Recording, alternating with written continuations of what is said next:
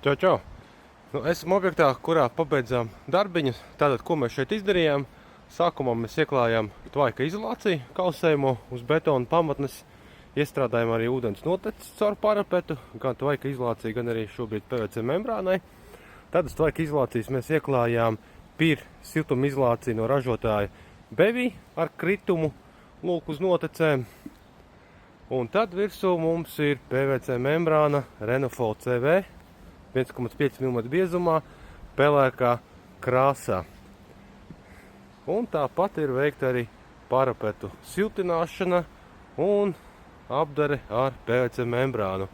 Nu, pie mājas tas pieslēgums uztaisīts šobrīd tāds ar PVC skārda līsti un poliuretāna hermētiķi, membrāna piekausēta, jo mājas saimnieki tad visam drīz, vai šogad vai nākamgad, liks fasādes materiālu un tā jau šo mezglu noslēgs. Bet galvenais ir tas, ka jumts vairs neiekļūst mitrums, jumtā visi nokrišņi tiek novadīti uz šīm te notecēm parapetā un viss ir sataisīts tā, kā tam jābūt.